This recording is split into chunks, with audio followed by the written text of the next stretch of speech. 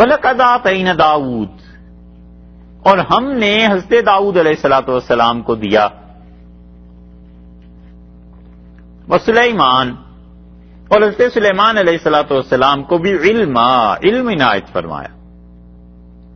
یہ خدا کا بہت بڑا احسان تھا ان پہ، اور اللہ نے سب سے پہلے انہیں علم عنایت فرمایا۔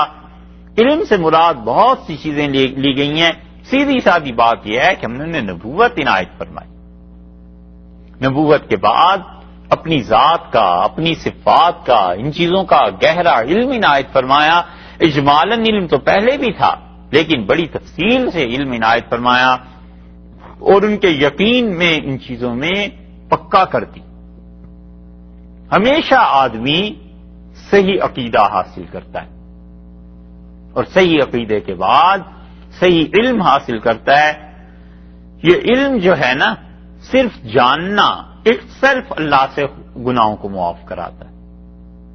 اسی لیے رسول اللہ صلی اللہ علیہ وسلم نے فرمایا کہ علم والے کی افضلیت عام آدمی پر تم میں سے ایسے ہی ہے کہ فضلی علی ادناکم، جیسے میری اپنی فضیلت تم میں سے کسی عام آدمی پر۔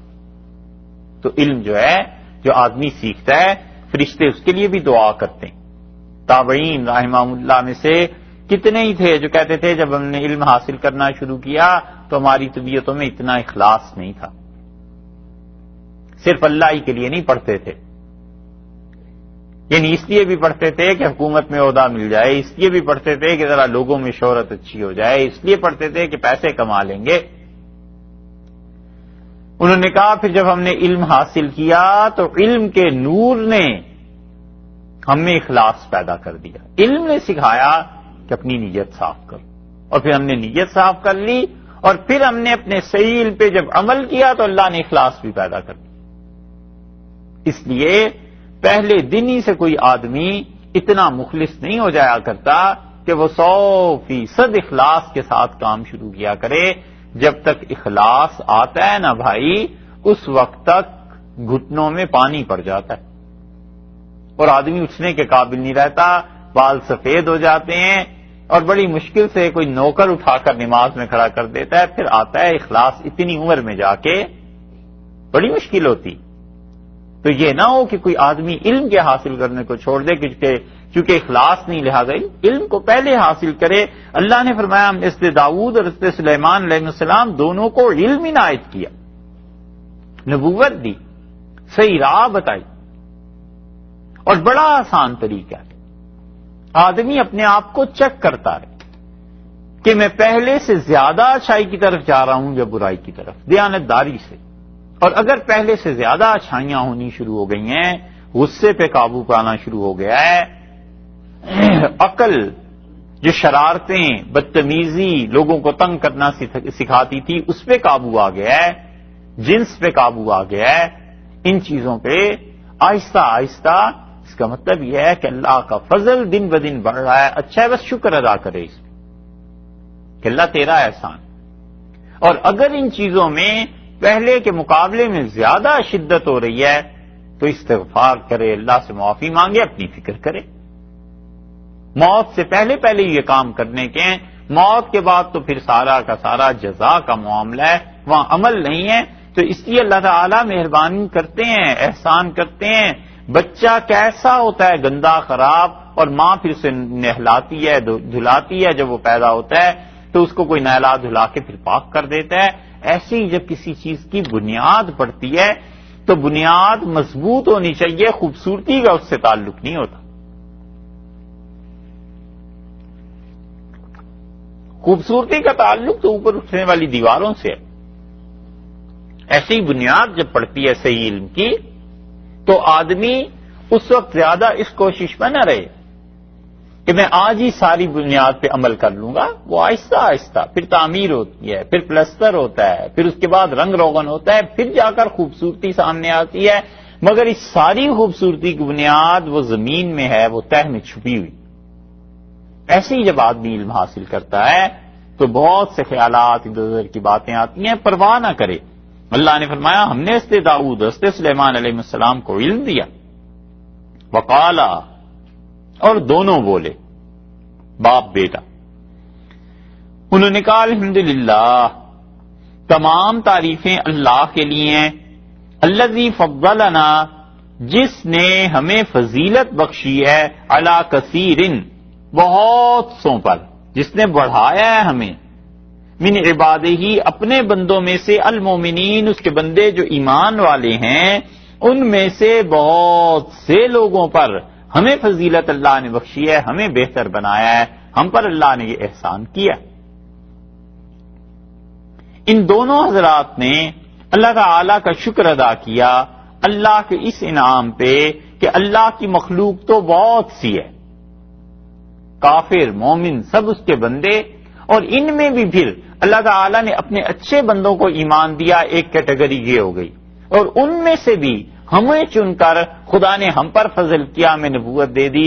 اللہ کا بہت بڑا احسان ہے کہ اس نے انسانوں میں بھی جو اعلیٰ ترین درجہ اللہ کے اپنے دوستوں کا تھا، اللہ نے اس میں ہمیں جگہ دی. نبوت ختم ہو گئی اور ولایت کا تو کوئی مقام اللہ کی دوستی کا ختم نہیں ہوا. آج بھی کوئی آدمی حضرت مجدد الفسانی اور شیخ عبد القادر جیلانی اور جنید بغدادی رحمت اللہ علیہم کے درجے پر آج بھی پہنچ سکتا ہے. اللہ نے ان مقامات کو کوئی ختم تو نہیں کر دیا. آج بھی کوئی آدمی معین الدین چشتی رحمت اللہ علیہ کے درجے تک پہنچ سکتا ہے. بس شرط یہ ہے کہ آدمی کام کرے، صحیح ڈھنگ پر رہے، اور اللہ کا فضل جب اسے کھینچتا ہے تو اللہ تعالیٰ سال ہا سال کی راہ منٹوں میں اور گھنٹوں میں طے کرا دیتے ہیں. رات کو کچھ اور ہوتا ہے، صبح کچھ اور ہوتا ہے، اور صبح کچھ اور ہوتا ہے، شام کو کچھ اور ہوتا ہے. کوئی مقام اللہ نے بند نہیں کیا سوائے نبوت کے. اس لیے ان دونوں نے کہا اللہ آپ کا بڑا ہی احسان، تمام تعریفیں اللہ کے لیے ہیں جس نے بڑھایا ہے ہمیں. اسی لیے حدیث میں دعا آئی کہ رسول اللہ صلی اللہ علیہ وسلم نے فرمایا جب تم کسی ایسے آدمی کو دیکھو جو کسی گناہ میں مبتلا ہے یا کسی اور ایسی چیز میں جو تم سے کم درجے کی ہے، تو اپنے دل میں یہ دعا مانگو اللہ کا شکر ادا کرنے کے لیے کہ الحمدللہ الذی فضلنی، اللہ کے لیے ساری کی ساری تعریفیں ہیں جس نے مجھے فضیلت بخشی ہے، علی کثیر ممن خلق تفضیلا، بہت سے ان لوگوں پر جو پیدا کیے گئے ہیں اور فضیلت اور بڑائی اللہ نے دی. شبلی رحمت اللہ علیہ بازار جاتے تھے اور لوگوں کے لڑائی جھگڑے خریداری سود کے کاروبار دیکھتے تھے اور کہتے یہ دعا پڑھا کرتے تھے. تو کسی نے کہا حضرت یہ دعا کیوں پڑھتے ہیں؟ تو کہنے لگے اللہ ہی کا احسان ہے، اس نے اس مصیبت سے بچا لی. یہی بات سکھائی کہ ان دونوں نے اللہ تعالی کے سامنے شکر ادا کیا. اور یہ بھی دلیل مل گئی اس سے کہ بڑے سے بڑا آدمی بھی اللہ کے شکر سے بری نہیں ہو سکتا، اللہ کا شکر ادا کرتے ہی رہنا چاہیے. اور یہ اس لیے بھی اللہ تعالیٰ نے حضرت سلیمان اور حضرت داؤد علیہ السلام کا خاص طور پر ذکر کیا کہ بائبل اگر آپ دیکھیں نا، اس میں ان دونوں کی کردار کشی کئی انبیاء علیہ السلام کی، اور بائبل بھری پڑی ہے. اسے آپ سن لیں، دو مقامات یہ عرض کر دیتے ہیں. اگر یہ سچ ہے سب کچھ، الیاذ باللہ، تو آج کا جو گناہگار سے گناہگار مسلمان ہے وہ ان نبیوں سے اچھا تھا. پھر ہوتا یہی ہے کہ مذہبی دنیا میں جو جرائم ہوتے ہیں یہ ذہن بناتے ہیں پہلے مذہب کے جو ٹھیکیدار کہ فلاں بزرگ یہ کرتے تھے، فلاں نبی علیہ السلام یہ کرتے تھے. جب وہ راہ ہموار ہو جاتی ہے اور اطمینان ہو جاتا ہے کہ لوگوں نے اس زہر کو پی لیا ہے اور لوگ ذہنی طور پر اب تیار ہو گئے ہیں، تو پھر اس کے بعد وہ خود وہی گناہ کرتا ہے. تو اس کے پاس جواز ہوتا ہے، وہ کہتا ہے سب کرتے تھے میں نے بھی یہی کیا، یہ چیز پرانوں نے بھی کی ہم نے بھی کی. اسی لیے آج کل جتنے فتنے اسلام میں آئے ہوئے ہیں نا، یہ مذہب کو بہت سے سمجھنے کے جو ٹھیکیدار ہیں وہ ان گناہوں کو پہلے ثابت کرتے ہیں کہ حدیث میں یہ آیا ہے، فلاں جگہ پر یہ ہے، پھر کہتے ہیں ہم نے بھی کیا ہے، اس میں کیا ایسی بات ہے. عیسائیوں نے بھی یہی کیا. بائبل کی جو تحریف تھی اس کی بنیاد یہی تھی کہ بدماشیاں ساری کرنی تھی ان فادرز نے. اب وہ لوگوں کو کیا کہتے کہ ہم کیوں کر رہے ہیں؟ انہوں نے پہلے اصل کتاب کو بدلا. انہوں نے کہا اصل کتاب جو ہے اس میں انبیاء علیہ السلام کے متعلق یہ آیا ہے، اسی لیے قرآن دیکھیں بار بار نبیوں کی تعریف کرتے ہیں اللہ تعالیٰ علیہ السلام، اس وجہ سے کہ اللہ تعالیٰ بتاتا ہے کہ جو اس کے بھیجے ہوئے آدمی تھے وہ بڑے پاک تھے، بڑے نیک تھے. نبوت پر اعتماد اٹھ جائے تو آپ خود سوچیں پھر کون سا ماڈل رہ جاتا ہے کہ آدمی اپنی زندگی اس کے مطابق بنائے. انسانوں کے اور اللہ کے درمیان صرف ایک ہی واسطہ ہوتا ہے اور وہ نبی علیہ السلام ہوتے ہیں. انبیاء علیہ السلام اگر گناہ کریں، غلط کام کریں تو وہ غلطی اور گناہ بھی ان کے لیے ہوگا، امت کے لیے تو وہ سنت بن جائے گی نا، ہمارے لیے تو وہ ثواب کا طریقہ بن جائے گا. کوئی چیز دیکھ لیں، مثلاً رسول اللہ صلی اللہ علیہ وسلم ظہر سے پہلے 4 سنتیں پڑھتے تھے. علیہ باللہ اگر یہ ثابت ہو جائے کہ یہ 4 سنتیں پڑھنا ان کا گناہ تھا، چلو اللہ تعالیٰ کے یہاں گناہ لکھا جاتا رہا تو ہم کیا کریں بھئی؟ اللہ کے یہاں تو گناہ لکھا جاتا ہے یا نہیں لکھا جاتا، ہمارے لیے تو سنت ہے، ہم نے تو پڑھنی ہے. ہمارے پاس اللہ تک پہنچنے کا کوئی واسطہ اور ذریعہ نہیں ہے سوائے رسول اللہ صلی اللہ علیہ وسلم کی پیروی کے، کہ رسالت ہے جو اللہ تک پہنچاتی ہے. اور سب کا یہی ہے، ہم سے پہلے عیسائیت، یہودیت، ہر ایک کے پاس یہی تھا کہ رسول اللہ صلی اللہ علیہ وسلم ہی نہیں باقی انبیاء علیہ السلام جو ان کے ہاں گزرے ہیں ان کے پاس بھی ایک ہی ذریعہ تھا اللہ تک پہنچنے کا، اور وہ ان انبیاء علیہ السلام کی شخصیتیں اور کردار تھا. تو عیسائیوں نے کہا پہلے تو اس کردار کو مسخ کرو نا، یہ کردار ختم ہو پھر جو مرضی کرو.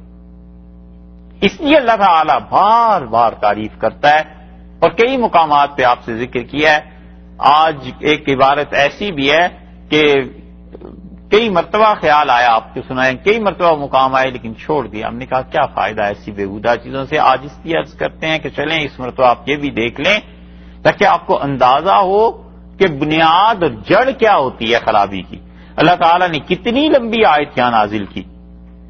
اس سورہ نمل میں 15ویں آیت دیکھیے، وَلَقَدْ آتَيْنَا دَاوُودَ وَسُلَيْمَانَ عِلْمًا، اور ہم نے داؤد اور سلیمان علیہ السلام کو علم دیا. وقالا، اور وہ دونوں بولے الحمدللہ الذی فضلنا علی کثیر من عبادہ المؤمنین. اللہ دونوں نے کہا باپ بیٹے نے کہ اللہ تعالیٰ کے لیے تمام تعریفیں ہیں جس نے ہمیں بلندی عنایت فرمائی بہت سے ان لوگوں پر جو اس کے مومن بندے ہیں. اب انہوں نے اعتراف خود کیا. اللہ تعالیٰ نے ان کے لیے کیا کیا اعتراف کیا؟ اللہ نے ایک تو کہا کہ ہم نے انہیں علم دے دیا تھا، بس اتنا فرمایا. انہوں نے کہا اللہ آپ کا مجھ باپ اور بیٹے دونوں نے کہا علیہ السلام ہم پہ احسان ہے کہ اللہ آپ نے ایمان والوں سے بھی برتر میں رکھا. تو آپ خود دیکھیں 2 اور 2 4 کی طرح صاف بات ہے کہ جن کو اللہ نے علم دیا اللہ تعالیٰ نے، اور وہ کہتے ہیں کہ اللہ آپ نے ایمان والوں سے بھی اوپر کی کیٹیگری دی ہے. یہ لوگ کیا کسی کبیرہ گناہ، شرک، کفر، زنا، شراب والعیاذ باللہ ان چیزوں کا ارتکاب کر سکتے تھے؟ کیسے ممکن تھا؟ یہ تو ایمان والا ڈرتا ہے ان چیزوں سے، عام سادہ آدمی بھی. یہاں دیکھیے بائبل کیا کہتی ہے. بائبل میں آتا ہے اب بھی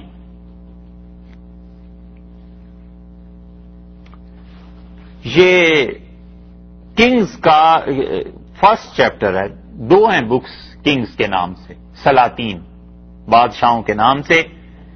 یہ جو پہلی کتاب ہے اس کے 11th چیپٹر شروع ہو رہا ہے اور یہ کہتا ہے کہ but king Sulaiman loved many foreign women.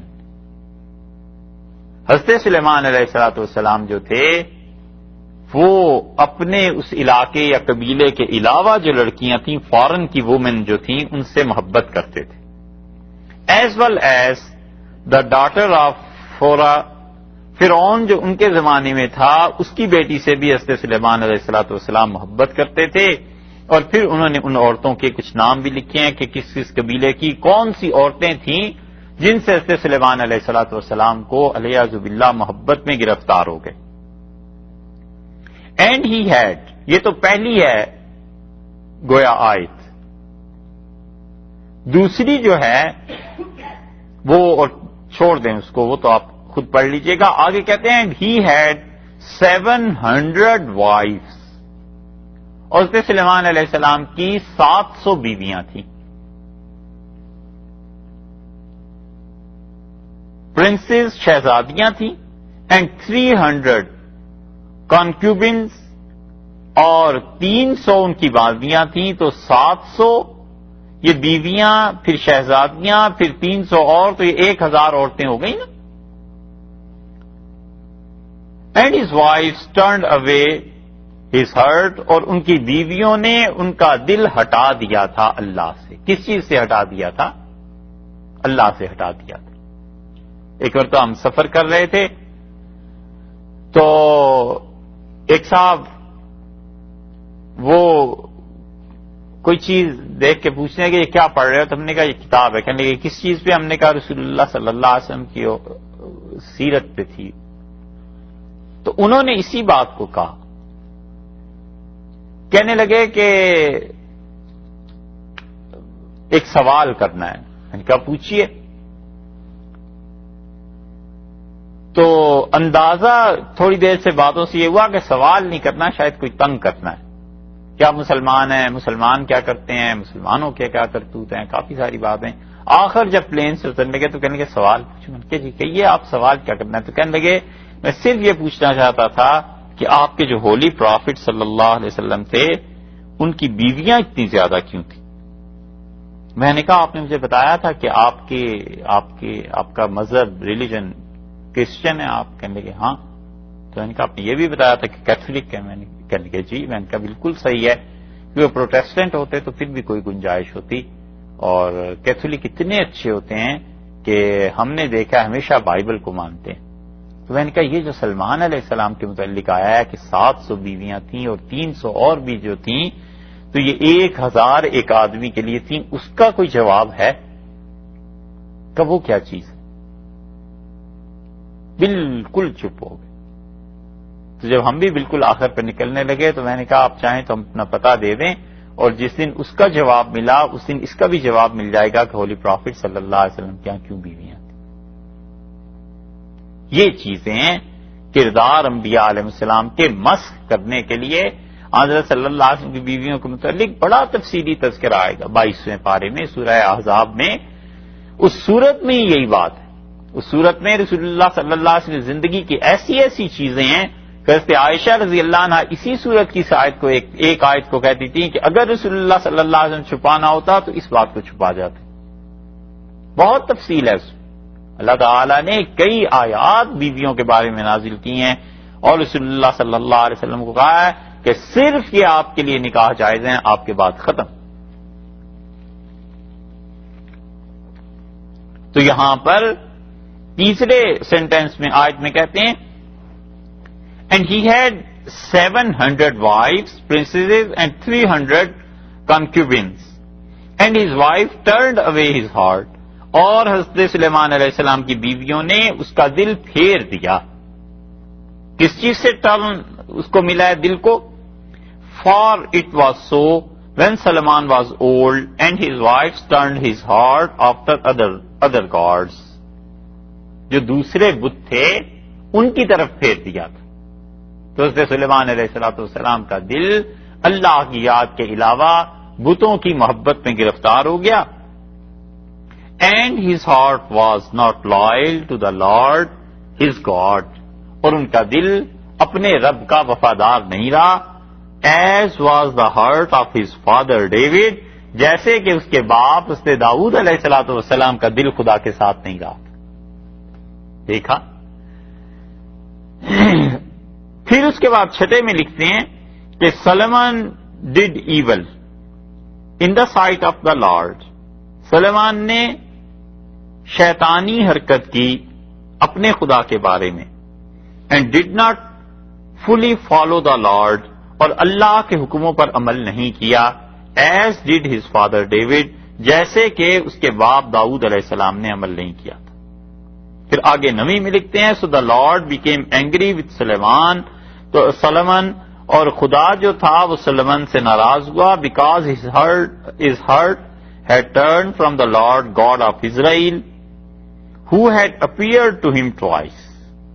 جو اسرائیل کا خدا بنو اسرائیل کا 2 مرتبہ خدا ظاہر ہو چکا تھا اس پہ، اس نے اسے ناراض کیا اور اللہ کا غصہ اس پہ آیا، کیونکہ یہ اس کا دل اللہ سے ہٹ گیا تھا اور اس کی بیویوں نے ہٹا کے دیگر جو تھے بت ان میں ملوث کر دیا تھا، اور پھر علیہ باللہ آگے جو سلیمان علیہ السلام کے رنگین قصے ہیں اس لیے اس کو چھوڑ دیا ہے فی الحال اتنا سا ہی کہ یہ اور ان کے والد بقول بائبل کے دونوں شرک کرتے تھے، صرف سلیمان علیہ السلام ہی نہیں، ان کے باپ کا بھی یہی حال تھا، اسی لیے دونوں جگہ آ گیا نا کہ اس کے والد داؤد بھی علیہ السلام ایسے کرتے تھے۔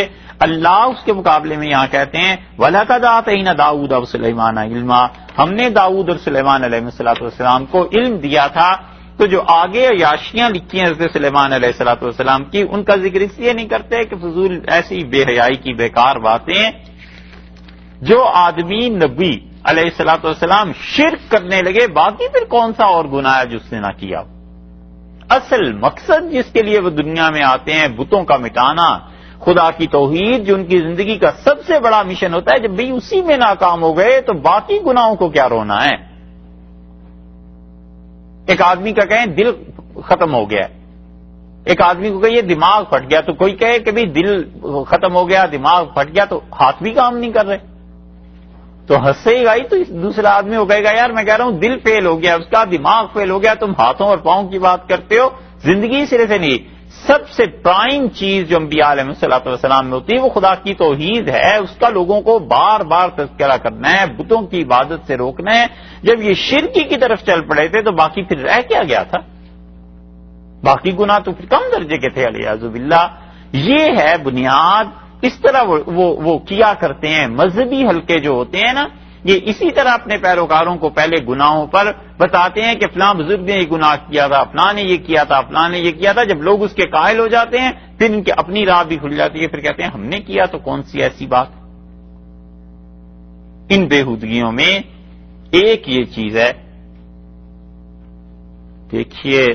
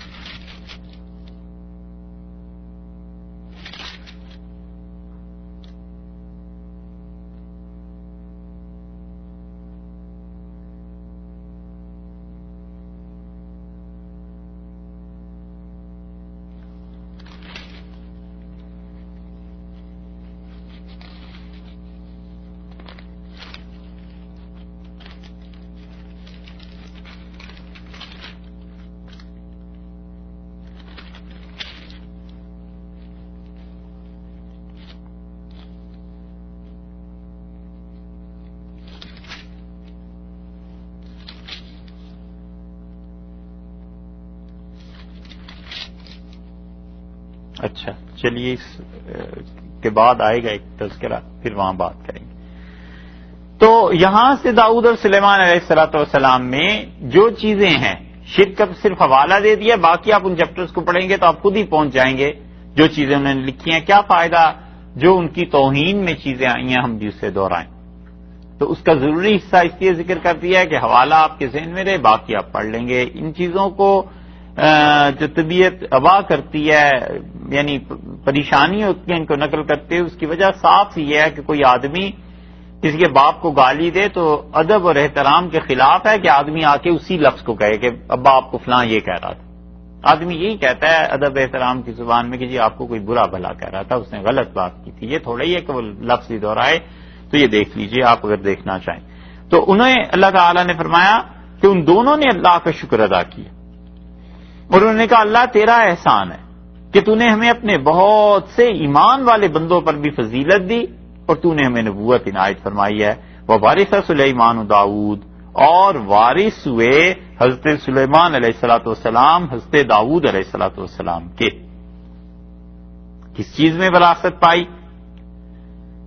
اہل سنت والجماعت سارے کے سارے یہ کہتے ہیں کہ حضرت سلیمان علیہ السلام کو وراثت ملی حضرت داؤد علیہ السلام سے علم کی، تقوی، نیکی، ان کی زندگی، ان کا طرز، جس طرز پہ انہوں نے نبوت اور حکومت کو چلایا تھا، ان چیزوں میں ان کا بیٹا وارث ہوا باپ کا۔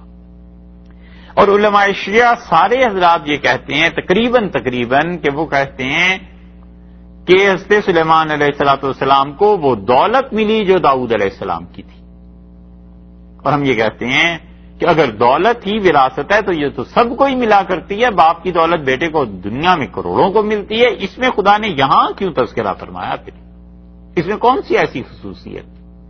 اور وہ اس سے ثابت کرنا چاہتے ہیں کہ حضرت فاطمہ رضی اللہ عنہا کو جو وراثت ملنی چاہیے تھی حضرت بکر رضی اللہ عنہ نے نہیں دی تھی، اور وہ انہوں نے اس آیت کے خلاف عمل کیا۔ داؤد علیہ السلام کی وراثت سلیمان علیہ السلام کو ملی، اور رسول اللہ صلی اللہ علیہ وسلم کی وراثت فاطمہ رضی اللہ عنہا کو ملنی چاہیے تھی۔ ہم کہتے ہیں بھائی اس سارے جھگڑے کو چھوڑو، چلو ایک بات مان لی، نہیں ملی وراثت، حضرت بکر رضی اللہ عنہ نے معاذ اللہ ظلم کیا، حضرت عمر اور عثمان رضی اللہ عنہ نے بھی ظلم کیا، حضرت علی رضی اللہ عنہ نے وراثت کیوں نہیں دے دی؟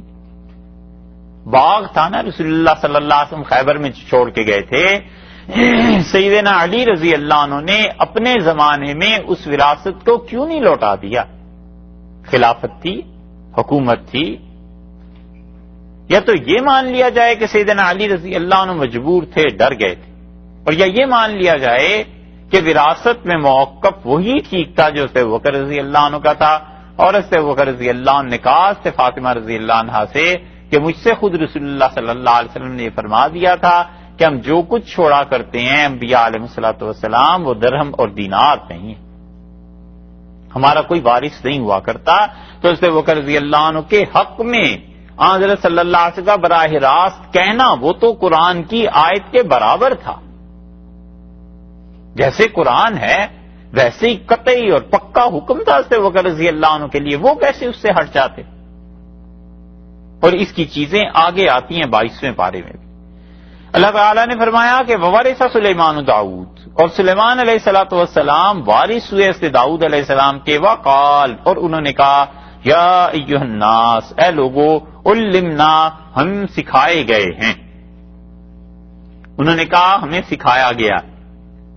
سکھائی ہے کیا چیز؟ منطق الطیر، یہ جو اڑتے پرندے ہیں ان کی زبانیں، یہ کیا بولتے ہیں، کیا باتیں آپس میں کرتے ہیں، ہدہد ہے، چڑیا ہے، جانور ہیں۔ طیر کا لفظ یہاں پر استعمال کیا ہے اڑتے پرندوں کے لیے کہ جو کچھ بولتے ہیں ان کی زبانیں ہمیں آتی ہیں، لیکن مفسرین نے کہا طیر تو ایک اس کا نمونہ ہے، مراد یہ ہے کہ سارے جانور جو کچھ آپس میں باتیں کرتے ہیں ہم ان باتوں کو سمجھ جاتے ہیں، ہمیں پتہ چل جاتا ہے۔ علمنا، ہم سکھائے گئے۔ وَأُوتِينَا، اور ہمیں دیا گیا ہے من کل شیء، ہر ایک چیز، ہر ایک چیز اللہ تعالی نے ہمیں عنایت فرمائی ہے، اور ہر ایک چیز میں سے من کل شیء، ہر ایک چیز میں سے کچھ حصہ ہمیں دیا گیا ہے، علم کا کچھ حصہ دیا گیا، حکومت کا کچھ حصہ دیا گیا۔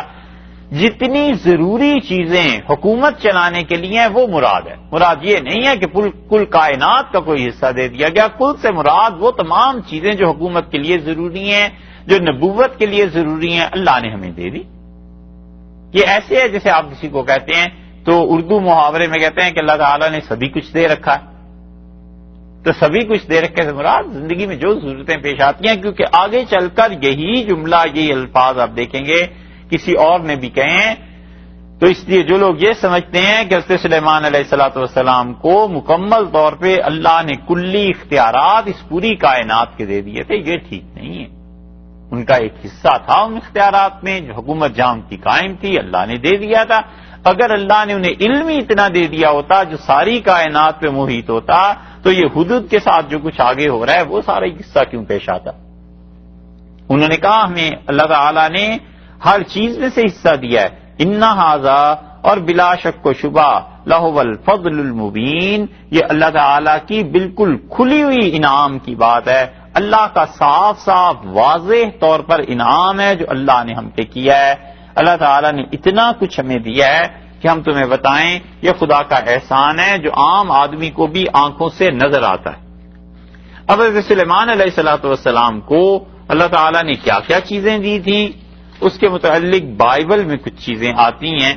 یہاں اگر آپ دیکھیں گے تو حضرت سلیمان علیہ الصلوۃ والسلام ہی کے حالات میں یہاں پر انہوں نے ذکر کیا ہے کہ اللہ تعالی نے کیا کیا چیزیں انہیں عنایت فرما دی تھیں.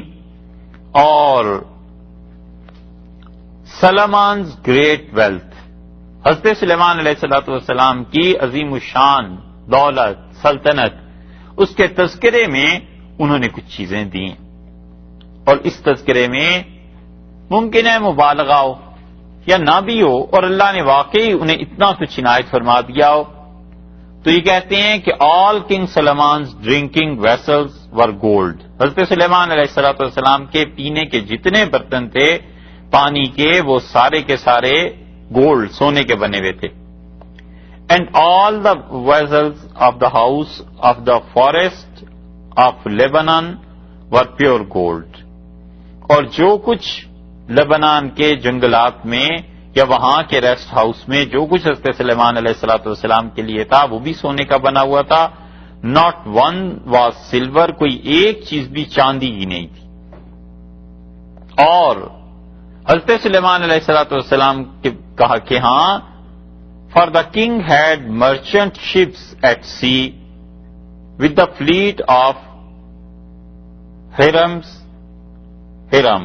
حضرت سلیمان علیہ الصلوۃ والسلام کے بحری جہاز چلتے تھے تجارت کے لیے،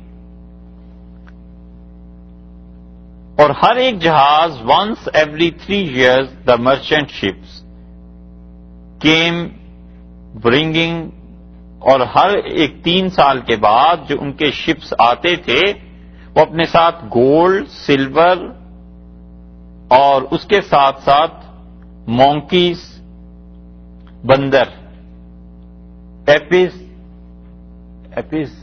یہ بندر کی جو بڑی شکل ہوتی ہے، لنگور ایپس، ہاں ایپس لنگور، یہ جانور، یہ سونا چاندی ہر چیز آتی تھی.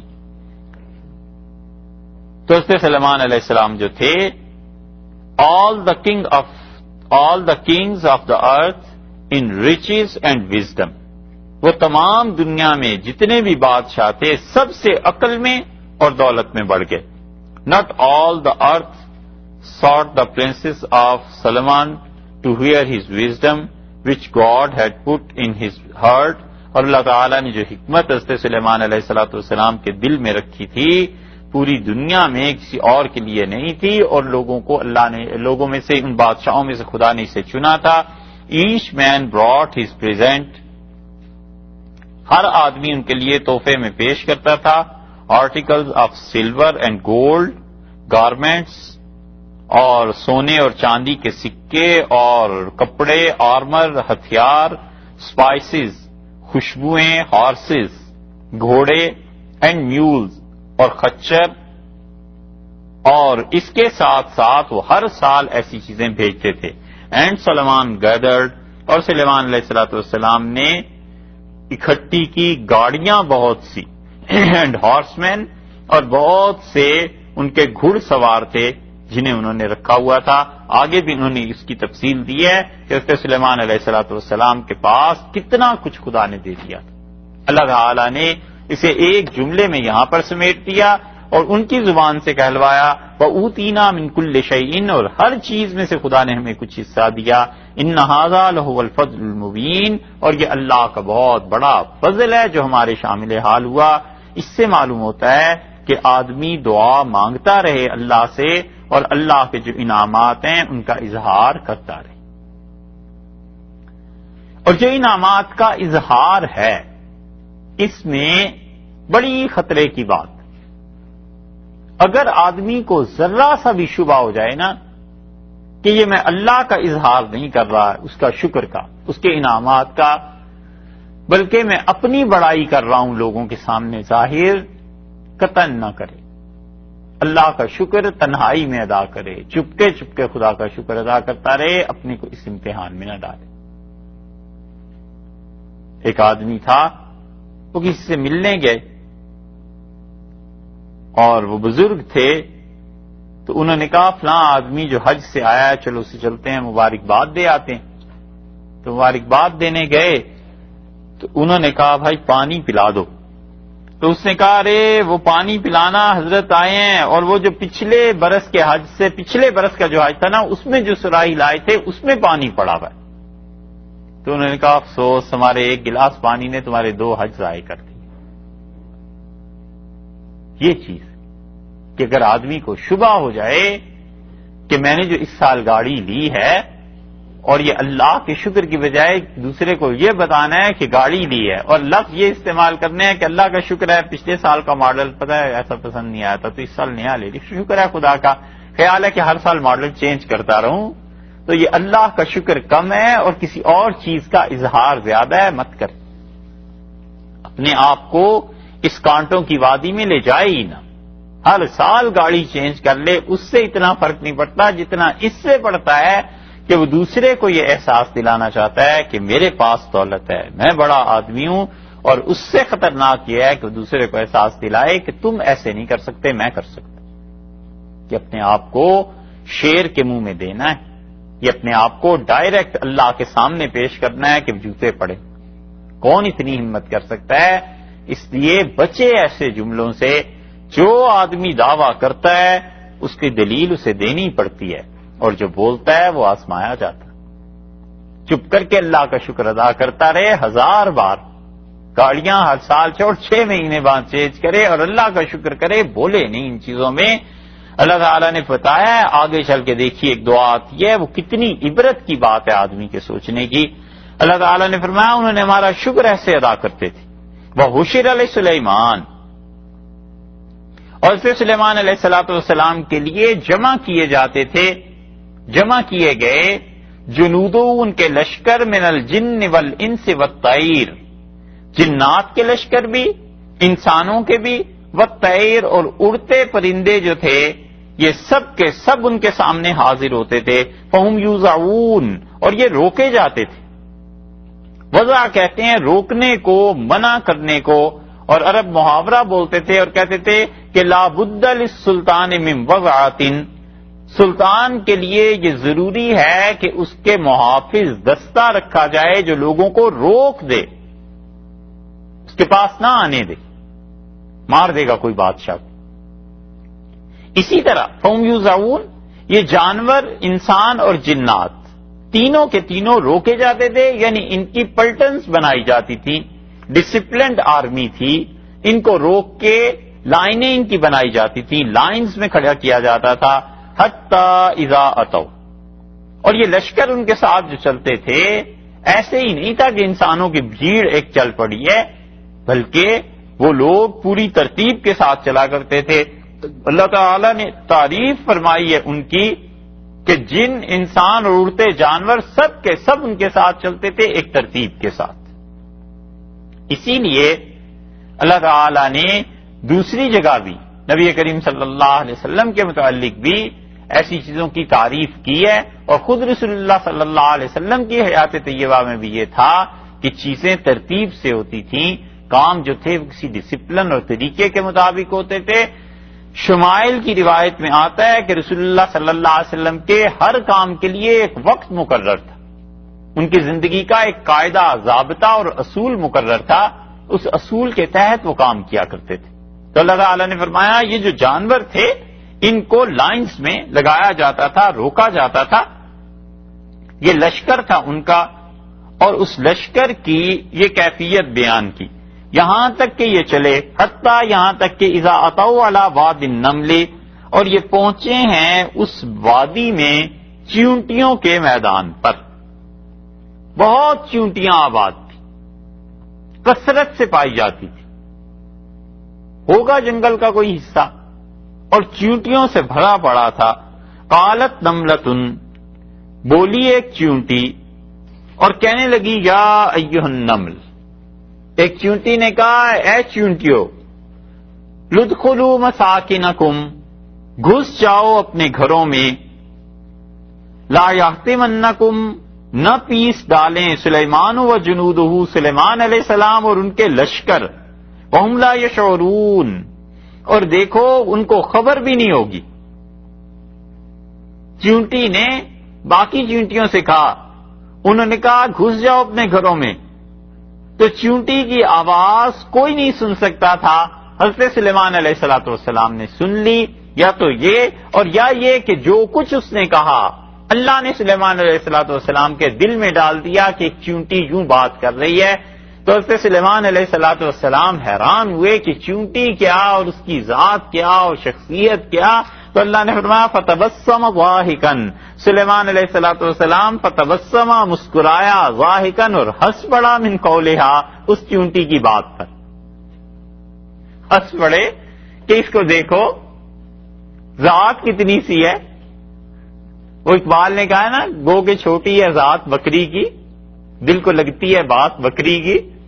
تو چونٹی کی شخصیت، ذات دیکھو، اس کی جان کتنی سی ہے، اور اپنی چونٹیوں سے بات کیسے کر دی ہے. فتبسم ضاحکا من قولہا، تو انہوں نے کیا کیا، تبسم تو عادت مبارکہ کے مطابق تھا ہی، ضاحکا، اور وہ تبسم بڑھتے بڑھتے یہاں تک کہ ضاحکا، ہنسنے کی حد تک پہنچ گیا، من قولہا، اس چونٹی کے قول کے سبب سے.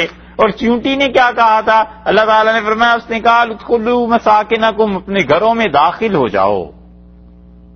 اس کا مطلب یہ ہے کہ آدمی خود اس سے سیکھے کہ بہت سی چیزیں ایسی ہیں جس میں آدمی کو اپنا دفاع کرنا پڑتا ہے. ہوا جب تیز چل رہی ہو تو ضروری نہیں ہے کہ آدمی سینہ تان کے کھڑا ہو جائے، کئی مرتبہ بیٹھنا ہی مناسب ہوتا ہے. یہ چیزیں ہو جاتی ہیں. ایک پتھر آ گرا، فرض کر لیں آپ جا رہے ہیں، میں جا رہا ہوں، پتھر سامنے آ گرا، تو آدمی پتھر کو عبور کر کے چلا جاتا ہے، اور جب دیکھے پورا تودا ہی اوپر سے گر رہا ہے، پہاڑ ہی گرنے لگا ہے، تو پھر عقل مندی یہ ہے کہ خود پیچھے ہو جائے، گزرنے کی کوشش نہ کرے. یہی چیزیں سیکھنے کی کہ انسان خام خواہ جذبات میں آ کے ہر جگہ ٹکر نہ لیتا پھرے کہ میں اپنی جوانی، طاقت، پیسہ، عہدہ، اس چیز سے اس کو عبور کر لوں گا. نہیں ہوتا بھائی، نہیں ہو سکتا. اونٹ ہے، آدمی گزر جاتا ہے اس کے پاس سے، لیکن اونٹ کبھی غصے میں ہو تو 10 گز آدمی بچتا ہے کہ کہیں یہ پکڑ نہ لے آ کے مجھ کو اور پھر اس کے بعد مار دے. تو اس وقت میں بہادری یہ تھوڑی ہے کہ انسان عقل سے کام نہ لے. عقل سے کام لینا چاہیے. ہر جگہ جا ٹکرانا، ہر جگہ آدمی کہے کہ نہیں میں اپنی عقل اور اپنی دانائی سے اور قوت اور طاقت سے ان چیزوں کو ختم کر لوں گا، کوئی عقل کی بات نہیں. حضرت معاویہ رضی اللہ عنہ سے کسی نے پوچھا تھا کہ آپ نے حکومت کیسے چلائی، اتنی دنیا اور آپ یہاں بیٹھ کے سب پہ حکمرانی کرتے ہیں، اور اتنے مختلف قبائل کو آپس میں لڑنے سے آپ نے روک دیا. تو انہوں نے کہا ہوتا یہی تھا میری حکومت میں کہ جب لوگ مجھے کھینچتے ہیں زور سے تو میں اپنی طرف سے رسی چھوڑ دیتا ہوں، لوگ ڈھیلے پڑ جاتے ہیں، اور جب زیادہ ڈھیلے پڑ جاتے ہیں تو میں رسی کھینچ دیتا ہوں، پھر لوگ ٹھیک اپنی جگہ پر آ جاتے ہیں. تو ایسے ہی ہوتا ہے، ہر جگہ ٹکرانے کا کچھ فائدہ نہیں. اولاد ہے، بیوی ہے، شوہر ہے، کیا ہر وقت لڑتا رہے آدمی؟ کئی مرتبہ ہوتا ہے اس کو غصہ پی جائے. بس اس موقع پہ حکمت یہی ہے. حضرت سلیمان علیہ الصلوۃ والسلام نے یہ دیکھا کہ چونٹی نے کیا کہا جب وہ پہنچے ہیں اس جگہ پر، وادی النمل جو چونٹیوں کی وادی تھی، چونٹی نے بڑی اچھی بات کی. اس نے کہا چلے جاؤ مساکنکم، اپنے گھروں میں، لا یحطمنکم سلیمان و جنودہ، ایسے نہ ہو کہ سلیمان علیہ السلام اور ان کا لشکر تمہیں پیس دیں، پاؤں میں آ جاؤ گی، ماری جاؤ گی، اور ان کا لشکر بھی، وہم لا یشعرون، اور انہیں پتہ بھی نہیں چلے گا. دیکھا اس نے ان کے فعل کی کیسی توجیہ کی، اس کا انہیں پتہ بھی نہیں چلے گا. یہ لوگ جان بوجھ کے تمہیں مارنے والے نہیں ہیں، اتنے اچھے ہیں کہ چونٹیوں جان بوجھ کے یہ تمہیں رون ڈالیں، یہ ایسے نہیں ہیں، انہیں پتہ ہی نہیں چلے گا اور تم ماری جاؤ گی. اس پہ صاحب المعانی نے بڑی اچھی بات لکھی ہے. وہ کہتے ہیں کاش اس آیت کو وہ سوچتے اور چونٹی سے سیکھتے کہ اس نے سلیمان علیہ الصلوۃ والسلام اور ان کے جو صحابہ تھے رضی اللہ عنہم ان کی طرف سے کتنی اچھی بات کہی کہ یہ لوگ جو ہیں جان بوجھ کے کسی کو نہیں مارتے، تم مر جاؤ گی، انہیں پتہ بھی نہیں چلے گا. کاش اس سے سیکھتے وہ جو حضرت محمد صلی اللہ علیہ وسلم اور ان کے صحابہ رضی اللہ عنہ کو برا کہتے ہیں، اس چونٹی سے ہی ادب سیکھ لیا ہو. کہ صحابہ رضی اللہ عنہ کی کوئی بات جس میں پتہ چل رہا ہو کہ اس آدمی نے ایسا گناہ کیا، ایسی غلطی کر دی، تو آدمی کو اپنے عقیدے کے اعتبار سے سوچنا چاہیے کہ اس میں کوئی نہ کوئی حکمت، کوئی نہ کوئی بات ہوگی جو مجھے اب سمجھ نہیں آ رہی، کتابیں دیکھوں، کسی عالم سے پوچھوں، کسی اور سے کہ آخر یہ گناہ، یہ چیزیں کیا تھیں۔ ایسی بے ادبی نہ کرے کہ صحابہ کرام رضی اللہ عنہم کا ذکر توہین کے ساتھ کرنے لگے۔ اس چونٹی سے ادب سیکھ لینا چاہیے تھا۔ یہ بات انہوں نے اس سے ثابت کی ہے اور یہ بڑی اچھی بات ثابت کی۔ گناہ جو ہیں صحابہ کرام رضی اللہ عنہ سے صادر ہوئے اور جنہیں ہم دیکھتے ہیں، جن پہ حدود جاری ہوئی، اگر یہ حدود رسول اللہ صلی اللہ علیہ وسلم کے دور میں جاری نہ ہو جاتی کبھی بھی نہیں ہو سکتی تھی۔ چوری ہے، ہاتھ کاٹنا، شراب پینے والے کو سزا ملنا، جیل میں کسی کو ڈالنا، یہ سب کی سب چیزیں جو قرآن نے خاص طور پہ ان میں سے بھی حدود کا بیان کر دیا، اگر یہ رسول اللہ صلی اللہ علیہ وسلم کے دور میں نہ نافذ ہو گئی ہوتی پھر کب ہوتی؟ نافذ کیسے ہوتی؟ کون پیش کرتا؟ اللہ تعالی نے جتنی چیزیں اعتقاد کے اعتبار سے تھیں، لوگوں کی غلط رسومات جو سوچ کے اعتبار سے تھی، وہاں رسول اللہ صلی اللہ علیہ وسلم کی ذات کو خود کہا کہ آپ اس رسم کو توڑیں۔ بہت بڑا فتنہ تھا منہ بولے بیٹے کی بیوی سے نکاح کرنا۔ عرب اسے اپنی حقیقی بہو سے زیادہ ترجیح دیتے تھے، اس لیے کہ زبان کے بڑے پابند تھے عرب۔ اپنے قول کو کسی کو کہہ دینا، وہ سمجھتے تھے مر جائیں گے مگر اپنے وعدے اپنے قول سے نہیں پھریں گے، اس لیے کسی کو منہ بولا بیٹا بنا لینا، اس کی بیوی اس کو گھر لے آنا تو اس کی بیوی حقیقی بہو سے زیادہ عزیز ہوتی تھی۔ اور یہ اتنا عقیدہ جم گیا تھا کہ اب ہونا کیا چاہیے تھا، اس کو کیسے توڑتے؟ اللہ نے رسول اللہ صلی اللہ علیہ وسلم کو پیش کر دیا سامنے، کہا آپ توڑیے اس کو، اور رسول اللہ صلی اللہ علیہ وسلم نے توڑا ہے اللہ کے حکم سے۔ یہ تو وہ چیزیں ہیں جو عقیدے سے تعلق رکھتی ہیں، اور جو چیزیں اعمال سے تعلق رکھتی ہیں، چوری ہے، شراب نوشی ہے، دیگر چیزیں ہیں، اس میں کیا رسول اللہ صلی اللہ علیہ وسلم کو خدا پیش کر دیتا کہ یہ چوری کریں اور پھر ان پہ حد لگے، ان کا ہاتھ کاٹ دو، اور رسول اللہ صلی اللہ علیہ وسلم علیہ باللہ شراب پئیں اور انہیں درے پڑیں، تو نبوت کا ادب اور احترام ہی کیا باقی رہ جاتا اور خود نبی کیا چیز ہو جاتا؟ ایک طرف ہم یہ کہتے ہیں کہ ان کی سزاؤں کا نافذ ہونا بھی ضروری تھا، دوسری طرف رسول اللہ صلی اللہ علیہ وسلم نافذ نہ ہوتی تو بھی کس پہ ہوتی؟ وہ یقینی طور پہ ایک ہی جماعت بچتی تھی صحابہ رضی اللہ عنہم کی، اور اللہ نے خود چاہا تکوینی اعتبار سے کہ ان لوگوں پر یہ حدود نافذ ہو جائیں تاکہ لوگ دیکھ لیں کہ اسلام پریکٹیکل ہے اور عملی مذہب ہے، اس دنیا میں سے نافذ ہونا ہے، اور یہ جن لوگوں سے یہ چیزیں ہو رہی ہیں ان کو اللہ اس گناہ کے عوض میں ان کے گناہ نیکیوں سے تبدیل کر دے۔ اسی لیے قرآن پاک میں آیا ہے کہ کتنے ہی ہمارے بندے ایسے ہیں جن کے گناہوں کو اللہ نے کہا ہم قیامت کے دن نیکیوں میں تبدیل کر دیں گے، اور حتیٰ کہ حدیث میں آیا ہے کہ ایک آدمی کو اللہ کہے گا کہ یہ گناہ کیے، یہ کیے، وہ اقرار کرتا رہے گا، اللہ تعالیٰ فرمائیں گے جتنے تمہارے گناہ ہیں وہ ہم نے ساری نیکیاں بنا دی ہیں، تو وہ زور سے کہے گا کہ اللہ ابھی تو بہت سے گناہ باقی ہیں جو تو نے گنے ہی نہیں، تو رسول اللہ صلی اللہ علیہ وسلم اللہ تعالیٰ ہنس پڑیں گے اس کی اس بات۔ اس کے علاوہ کیا حل ہو سکتا تھا کہ حدود ان پہ جاری ہوتی؟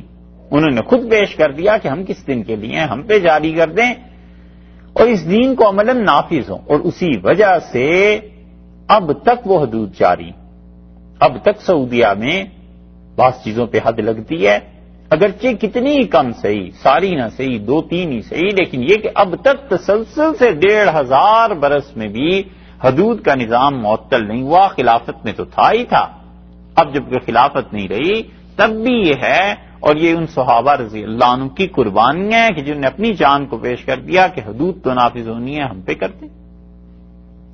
اللہ تعالی نے فرمایا کہ اس چونٹی نے حضرت سلیمان علیہ السلام کے لشکر کے لیے یہ بات کی کہ وہ لا یشعرون، انہیں پتہ بھی نہیں چلے گا، اور اس سے یہ بھی معلوم ہوتا ہے کہ حضرت سلیمان علیہ السلام اور ان کے لشکر کو کوئی غیب کی خبر نہیں ہو جاتی تھی کہ یہاں چونٹیاں ہیں، کیا نہیں ہیں، ان چونٹیوں نے کہا انہیں پتہ بھی نہیں چلتا۔ قد وسم ضاحکا من قولها حضرت سلیمان علیہ الصلوۃ والسلام ہنس پڑے اس کی بات پہ، چیونٹی کی بات پہ پہلے تبسم فرمایا، پھر ہنس پڑے کہ اس چیونٹی کی اللہ رے زیر کی دور اندیشی، اس چیونٹی کو دیکھو کیسے پر لگ رہے ہیں، یہی محاورے میں بولتے ہیں نا۔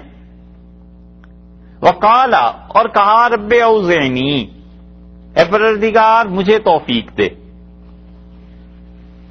ان اشکر نعمتک التی، اوزعنی یہ اوپر جو لفظ آیا تھا 17 نمبر آیت میں، فہم یوزعون، اور وہ روکے جاتے تھے، اور یہ اوزعنی یہ دونوں ایک ہی لفظ ہیں۔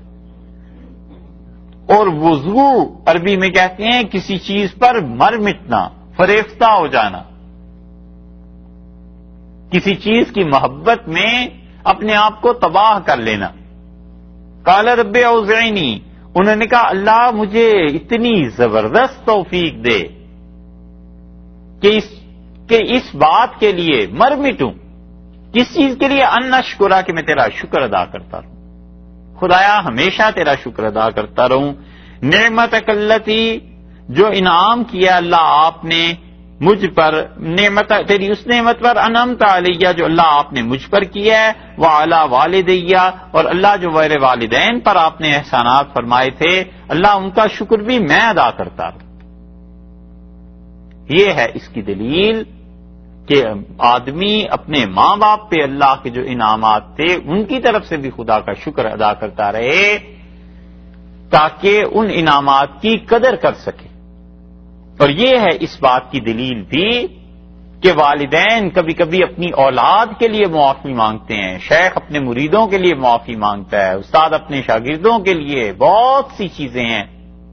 آپ کو عملی زندگی میں تجربہ ہوا ہوگا، کبھی کبھی بچے، بیٹے، بیٹیاں بعض اوقات کوئی ایسی حرکت کر دیتے ہیں جو بےہودہ ہو، خوشی، محبت، ہنگامہ، عید، ایسے موقعوں پہ تو ماں باپ کبھی کہتے ہیں میں تمہاری طرف سے خدا سے معافی مانگتا رہتا ہوں، میں تمہاری جگہ استغفار کرتی رہتی ہوں، یہ جو تم حرکتیں کرتے ہو یہ ٹھیک نہیں، اللہ معاف کرے، ایسے جملے کبھی کبھی بولتے ہیں نا۔ یہ ہے دلیل اس بات کی کہ والدین اور بڑے اپنی اولادوں کی طرف سے استغفار کرتے ہیں، اور اولادیں اپنے ماں باپ پہ جو اللہ کے انعامات ہوتے ہیں خدا کا شکر ادا کرتی رہتی ہیں، اس لیے کہ ماں باپ پر جتنے بھی انعامات خدا کے ہوتے ہیں اس کا ایک حصہ بچوں تک پہنچتا ہی ہے۔ ان کی صحت ہوتی ہے، دولت ہوتی ہے، پیسہ ہوتا ہے، علم ہوتا ہے، حتیٰ کہ غربت بھی ہوتی ہے، تو بھی وہ صبر جو ہوتا ہے وہ اولاد تک پہنچتا ہی ہے۔ تو ماں باپ سے انہیریٹ کرتا ہے بچہ بہت سی چیزیں، تو گویا اس پر بھی انعام ہوا۔ تو کہتا ہے کہ اللہ تعالیٰ سے یوں دعا کرتا ہے آدمی عام، اور اس سے سلیمان علیہ السلام یہاں پر کہتے ہیں اللہ مجھے توفیق دیتے رہیے، میں آپ کے انعامات کا شکر ادا کرتا رہوں، اللہ جو کچھ آپ نے میرے والدین حضرت داؤد علیہ السلام پہ، میری والدہ صاحبہ علیہ السلام ان پہ جو کچھ اللہ آپ نے انعام کیے ہیں میں ان سب کا شکریہ ادا کرتا رہوں، وَأَنْ أَعْمَلَ صَالِحًا، اور اللہ میں نیک عمل خود بھی کرتا رہوں، ترضاہ جو تو پسند کرے، اے اللہ وہ نیکی کرتا رہوں جسے تو قبول فرما لے۔ یہ ہے زبردست بات، دلیل ہے اس بات کی کہ عمل صالح کے لیے قبولیت ضروری نہیں۔ انہوں نے کہا اللہ میں ایسے اچھے کام کروں جو تو قبول فرما لے، تو راضی ہو جائے، خوش ہو جائے، تو اس کا مطلب یہ ہے کہ ہر ایک نیکی ضروری نہیں کہ اللہ قبول کر لے، کیا پتا اس میں کیا کمی ہو۔ ہم نیکی کرتے ہیں، جتنی بھی انسان جو بھی نیکی کرتا ہے اللہ ہی جانتا ہے کہ اس میں کیا کمی ہے اور اللہ کیوں اسے قبول نہیں کرتا، حتیٰ کہ اللہ تعالیٰ بغیر کسی وجہ کے نیکیوں کو رد کر دے تو خدا کو کون پوچھ سکتا ہے؟ اللہ تعالیٰ نہیں قبول کرتا نیکی، اس لیے کہ وہ نیکی بظاہر جسے یہ سمجھ رہا ہے وہ نیکی ہی نہیں ہوتی۔ رسول اللہ صلی اللہ علیہ وسلم نے فرمایا کہ اللہ کے گھر میں آتا ہے، بیت اللہ میں مد یدے، اور دونوں ہاتھ پھیلا دیتا ہے اور کہتا ہے یا رب یا رب، اے پروردگار، اے میرے مالک۔ اور آپ نے فرمایا اللہ اپنے فرشتوں سے کہتے ہیں غذی بالحرام، حرام کا کھانا کھاتا ہے، ملبسہ حرام، یہ جو چادریں ہیں نا، جو کچھ پہنا ہوا ہے لباس، یہ بھی حرام کا ہے، مرکبہ حرام، جس سواری پر آیا ہے وہ بھی حرام کے پیسے سے، سب چیزیں حرام کی ہیں، میں اس آدمی کی دعا کیسے سن سکتا ہوں؟ اب یہ اپنی طرف سے نیکی کر رہا ہے، لیکن اللہ کے ہاں وہ تو نیکی ہے ہی نہیں، وہاں تو علت، سوال یہ پیدا ہو گیا کہ یہ چیز غلط ہے۔ بچہ اپنی طرف سے دودھ لے کے آتا ہے گھر میں، اور ماں کہتی ہے بیٹے یہ دودھ پھٹا ہوا ہے، یہ دودھ خراب ہے، واپس لے کے جاؤ، بدل کے لاؤ، تو بچہ تو اپنی طرف سے دودھ ہی لایا ہوتا ہے نا۔ ایسے ہی جتنی نیکیاں انسان کرتا ہے، کبھی کبھی نیکی ہوتی ہی نہیں سرے سے، اور کبھی ہوتی ہے اور نیکی کر کے اس میں ایسی چیز کر دیتا ہے، ریاکاری ہے، نیکی کی اور شرائط کے مطابق نہیں کی۔ اسی لیے وہ آیا ہے کہ رسول اللہ صلی اللہ علیہ وسلم نے کہا تم نے کیا کیا ہے؟ اس سے کہا اللہ کے رسول نماز پڑھی، آپ نے میں ارجع فصلی فإنک لم تصلی، واپس جاؤ دوبارہ نماز پڑھو، تم نے نماز نہیں پڑھی۔ اب وہ اپنی طرف سے تو نماز ہی پڑھ رہا تھا، لیکن رسول اللہ صلی اللہ علیہ وسلم نے بتایا یہ نماز نہیں۔ یہ بھی کبھی کبھی ہوتا ہے کہ ہوتی وہ نیکی ہے، لیکن اس میں کوئی کمی باقی رہ جاتی ہے، اور اس گہری حکمت کو انبیاء علیہ السلام سمجھتے ہیں۔ اسی لیے آپ دیکھیں کتنی بڑی نیکی کی ہے حضرت سلیمان علیہ السلام نے، ان کے والدین نے، اس کے باوجود کہتے ہیں وَأَنْ أَعْمَلَ صَالِحًا تَرْضَاهُ، اللہ مجھے توفیق دیجئے کہ میں نیکی کے کام کرتا رہوں اور اسے پھر آپ قبول بھی کر لیں۔ تو قبولیت کے لیے اس سے معلوم ہوتا ہے کہ اپنے اعمال، اپنی نیکیوں کی قبولیت کی درخواست پیش کرتے رہنا اللہ کے سامنے، یہ بھی انبیاء علیہ السلام کی سنت ہے، طریقہ ہے کہ اللہ جو نیکیاں تیری دی ہوئی توفیق سے قبول بھی فرما لے۔ اسی لیے ابن مسعود رضی اللہ عنہ کہتے تھے کہ ساری زندگی کا ایک سجدہ اگر مجھے پتا چل جائے کہ ساری زندگی میں صرف ایک سجدہ اللہ نے قبول فرما لیا ہے، تو میرے لیے اس پوری کائنات سے زیادہ خوشی ہو، اس کے ملنے سے زیادہ خوشی اس بات کی۔ یہ چیز ہم جتنے کام کرتے ہیں ساری زندگی میں، ہم لوگوں کا ایک مرتبہ کا کہا ہوا لفظ اللہ اگر قبول کر لے تو ساری نماز، روزے، سب حج، زکوٰۃ، سب سے اچھی چیز وہ ہے جو وہ قبول کر لے۔ اور یہ طریقہ ہے انبیاء علیہ الصلوۃ والسلام کا کہ اپنی نیکیوں کی قبولیت کے لیے بھی اللہ سے دعا مانگتے رہنا چاہیے کہ اللہ ان نیکیوں کو جو میں سمجھتا ہوں نیکی ہے، خدایا کرتا ہوں، قبول فرما دے۔ اور بہت بڑی دلیل وہ بھی ہے جو حضرت ابراہیم علیہ الصلوۃ والسلام نے بیت اللہ کی تعمیر کر رہے ہیں اور کہتے ہیں ربنا تقبل منا، اللہ اس نیکی کو ہم سے قبول کر لے۔ یہ نہیں سمجھا کہ بس نیکی کر دی تو ہو گئی قبول، کہا ربنا تقبل منا، اللہ اسے قبول فرما لے۔ تقبل کا لفظ عربی میں آتا ہے اس چیز کے لیے، اس تحفے کے لیے، اچھائی کے لیے جو آپ کسی کے ساتھ کر رہے ہیں لیکن اس کے شایان نشان نہیں۔ مثلا ایک آدمی اپنی توفیق اس کی اتنی ہے کہ پانی لے جائے بادشاہ کے پاس، تو اب یہ پانی اگرچہ بادشاہ کے شایان نشان نہیں لیکن اس کی ہمت اتنی ہے۔ ہارون رشید کے دربار میں ایک آدمی گیا اور اس کے درباریوں سے کہا فوج سے کہ مجھے امیر المومنین سے ملنے دو، ایک تحفہ پیش کرنا۔ ان کا کیا تحفہ لائے ہو؟ ہم بھی دیکھیں۔ ان کا نہیں، تمہیں دکھاؤں گا نہیں، تحفہ دینا۔ اس زمانے میں بم نہیں نا ایجاد ہوئے تھے، تو اس لیے ان لوگوں نے زیادہ اصرار بھی نہیں کیا، لے گئے۔ تو اس نے ایک مشکیزہ پیش کیا، تو ہارون نے پوچھا یہ کیا لائے ہو؟ تو اس نے کہا آپ کے لیے یہ پانی لایا ہوں اپنے کنویں سے اور یہ تحفہ ہے۔ تو ہارون ہنس پڑا۔ تو اس نے کہا ہارون میرے گاؤں میں اس سے زیادہ اچھی چیز ہی کوئی نہیں تھی، تو میں نے سوچا شاید تم نے اتنا اچھا پانی پیا ہی نہ ہو کبھی، تو یہ میری طرف سے تحفہ رکھو۔ تو ہارون رشید کے لوگ ہنسنے لگے۔ تو اس نے کہا دیکھو اس نے اپنی طرف سے زندگی میں سب سے اچھی چیز پیش کی ہے۔ تو اس نے کہا ہم بھی تحفہ دیں گے، اور اس نے وہ مشکیزہ سونے سے بھروا کے اسے دیا۔ اس نے کہا یہ ہماری طرف سے قبول کرو۔ تو ایسے ہی ہوتا ہے، بندہ اپنی طرف سے بہترین چیز اللہ کے سامنے رکھتا ہے اور یہ اس کی مرضی ہے قبول کر لے، اور اس پاک ذات کے سامنے پیش کیا کرے آدمی نیکی۔ حضرت ابراہیم علیہ السلام نے کہا تقبل منا، اللہ یہ نیکی قبول فرما لیں، یعنی اللہ بیت اللہ کی تعمیر اتنی بڑی چیز نہیں ہے کہ اس نیکی کو بھی تیرے سامنے پیش کروں، تیری ذات تو بہت ہی عالی ہے، تیری ذات تو بہت بلند و بالا ہے، میں کیا چیز تیرے سامنے پیش کروں؟ یہ نیکی ہے بیت اللہ کی تعمیر، اللہ اسے ہی قبول کر لیجیے۔ حضرت سلیمان علیہ السلام نے کہا وَأَنْ أَعْمَلَ صَالِحًا تَرْضَاهُ، اور اللہ میں جو نیکی کے کام کروں ایسے سے قبول کر لے، راضی ہو جا، خوش ہو جا۔ اس لیے آدمی کبھی اس گمان میں نہ رہے کہ میں نے بڑی نیکیاں کر لیا، بابا وہ تو پتا چلے گا قیامت میں قبول ہوئی ہیں یا نہیں ہوئی، اور اگر نہ ہوئی تو ان سے تو وہ گناہ اچھے جنہیں اللہ نے معاف کر دی۔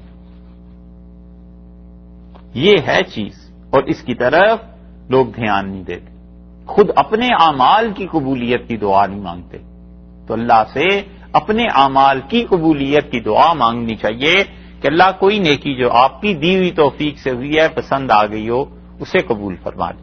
وَأَدْخِلْنِي بِرَحْمَتِكَ، اور پھر سلیمان علیہ السلام نے دعا مانگی اور بھی، اور کہا کہ اے اللہ مجھے اپنی خاص رحمت سے داخل فرما دے فی عبادک الصالحین، اپنے اچھے بندوں میں۔ اللہ جو تیرے اچھے بندے ہیں ان کے ساتھ میرا حشر کر، صالح لوگوں کے ساتھ۔ اور سلیمان علیہ السلام کو یہ دعا مانگنی تھی، اس سے پہلے ان کے جد امجد حضرت ابراہیم علیہ السلام کی دعا بھی گزری تھی نا سورہ شعراء میں، کہ انہوں نے کہا اللہ اپنے صالح نیک بندوں کے ساتھ مجھے کر دے اور میرا ذکر آخر تک جاری رکھ۔ اور اس سے بھی پہلے سورہ یوسف علیہ السلام میں بھی ان کی دعا گزری تھی کہ انہوں نے کہا اے پروردگار آپ نے ملک دے دیا، مجھے خوابوں کی تعبیر سکھا دی، اتنا احسان کیا، اے پروردگار اب مجھے ایمان کی حالت میں دنیا سے اٹھا لے، وَالْحِقْنِي بِالصَّالِحِينَ، اور جو صالح نیک لوگ میرے باپ دادا تھے اللہ ان سے ملا دے۔ تو حضرت ابراہیم علیہ السلام نے دعا کی، پھر ان کے بعد ان کے پڑپوتے حضرت یوسف علیہ السلام نے دعا کی، ان کے بعد یہ سلیمان علیہ السلام ہے، یہ بھی کہتے ہیں وَادْخِلْنِي بِرَحْمَتِكَ فِي عِبَادِكَ الصَّالِحِينَ، اور اللہ اپنی خاص رحمت سے مجھے داخل فرما دے اپنے ان بندوں میں جو نیک تھے۔ تو نیکی کے کام کرنے کے بعد بے فکر نہ ہو، کبھی نہ سوچے، بھول کے بھی خیال نہ لائے کہ میں اتنا نیک ہو گیا ہوں، بابا یہ تو کام ابھی کر رہے ہیں، ابھی تو پرچے دے رہے ہیں، یہ تو رزلٹ آئے گا تو پتا چلے گا کہ مارکس کتنے ملے۔ اسی لیے رسول اللہ صلی اللہ علیہ وسلم نے فرمایا تم نماز پڑھتے ہو اور تم میں سے کسی آدمی کو نماز کا 60واں حصہ دیا جاتا ہے، کسی کو 50واں، 40واں، 30واں اور 20واں، اور کسی کی نماز قبول کر لی جاتی ہے اور کسی کی نماز بیکار ردی کپڑے کی طرح، پھٹے پرانے کپڑے کی طرح اٹھا کر فرشتے اس کے منہ پہ دے مارتے ہیں کہ لے جا، اللہ کو ضرورت نہیں۔ تو کس پرسنٹ میں کون سی نیکی قبول ہوتی ہے؟ اللہ سے توقع یہی رکھنی چاہیے کہ وہ سب قبول کرتا ہے، مگر اس پہ اتنا بھی نہ ہو کہ آدمی اترانے لگے کہ میں نے تو بہت نیکیاں کر لی۔ تو دعا مانگی اور کہا رب اوزعنی ان اشکر نعمتک التی انعمت علی وعلی والدی وان اعمل صالحا ترضاه وادخلنی برحمتک فی عبادک الصالحین۔ اے پروردگار مجھے توفیق دیجئے بہت زیادہ ٹوٹ پڑوں اس بات پہ کہ جو آپ نے مجھ پہ انعام کیے ہیں اور جو میرے والدین پہ آپ نے احسانات کیے تھے، اللہ ان کا شکر ادا کرتا رہوں، اے اللہ نیک کام کرتا رہوں، اللہ جن کاموں سے آپ خوش ہو جائیں، اور اے اللہ اپنی خاص رحمت کے ساتھ مجھے اپنے اچھے بندوں میں شامل فرما لیں۔ یہ دعائیں ہیں جو یاد کرنے کی ہیں، نماز کے آخر پہ پڑھنی چاہیے، کبھی کبھی اپنی نماز کے آخر پہ پڑھنی چاہیے، جو ہے نا رب اوزعنی، اے اللہ مجھے توفیق دے، اس رب کے لفظ سے لے کے اس آیت کے آخری لفظ تک اللہ سے دعا مانگتے رہنا چاہیے، یہ یاد کرنی چاہیے۔ اپنی نماز آدمی پڑھتا ہے، نفل سنتیں فرض بھی کبھی کبھی اپنے پڑھتا ہے، نہیں جماعت سے پڑھتا، سجدوں میں یہ دعائیں مانگنی چاہیے۔ کتنی دیر لگتی ہے لیکن قبول ہو گئی، بیڑا پار ہو گیا۔ کون سی چیز رہ گئی ہے؟ آپ دیکھیں، اپنی ذات آ گئی، اپنے والدین آ گئے، مستقبل آ گیا، ساری نیکیوں کی قبولیت کی دعا ہو گئی، اور ساتھ ساتھ موت کے بعد تیرے صالح بندوں کے ساتھ حشر وہ بھی آ گیا، دنیا بھی آ گئی، آخرت بھی آ گئی، خود بھی آ گیا، والدین بھی آ گئے، نیکیاں بھی آ گئیں اور نیکیوں کی توفیق بھی آ گئی۔ کتنی چیزیں ایک دعا میں جمع ہو گئی۔ یہ ہیں فائدے تعلیم کے، علم حاصل کرنے کے۔